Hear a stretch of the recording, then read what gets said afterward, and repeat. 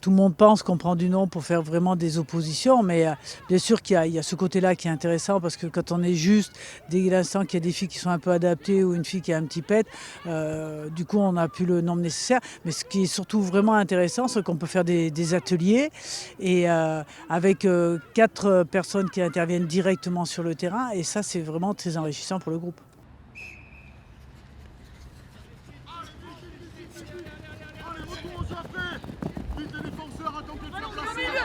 Ce qui est chouette, c'est que ça nous permet de bien travailler, de encore mieux travailler, d'avoir les oppositions complètes.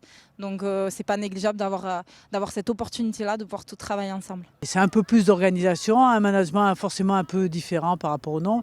Mais après, je crois que ce qui est vraiment important, c'est que les filles adhèrent au projet, que les jeunes, comme ça, connaissent le projet du 15 de France féminin, que les entraîneurs des moins de 20 aussi partagent ce projet. Je crois que ça permet à tout le monde d'apporter aussi sa façon de voir les choses, comment on peut s'enrichir. Et je crois que c'est vraiment quelque chose de très bien pour le 15 de France féminin. En fait, il y a 3 choses. Il y a le fait pour elles de voir un petit peu comment on s'entraîne, ce que tu disais, ce qu'est le haut niveau, ce que sont nos exigences. Il y a aussi le fait que nous, ça nous pousse. Ça nous pousse aussi de nous dire, voilà, il y a les petites jeunes qui arrivent. Et ça nous pousse aussi à nous surpasser et à ne pas nous reposer sur nos acquis. Et puis, il y a aussi le fait que la transmission de génération en génération, ce que nous, on veut leur transmettre, que ce soit notre état d'esprit, notre ADN, notre jeu.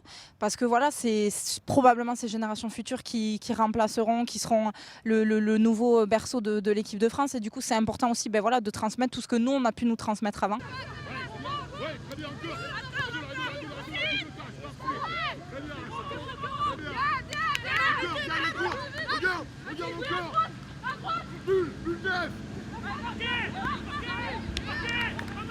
Aujourd'hui, on est à 1 an de l'échéance mondiale, voilà, donc ça fait quand même un petit moment qu'on s'y prépare.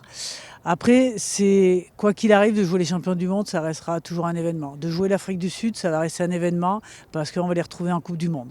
Donc c'est ces 2 nations qui s'inscrivent dans notre cheminement. Et pour nous, c'est important parce que je crois que, comme tu l'as dit, on a vraiment 2 compétitions majeures. C'est cette tournée d'automne et le tournoi des destinations.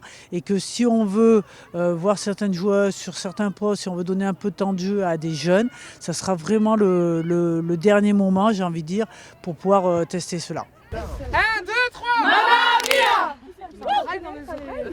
C'est clair, ciao.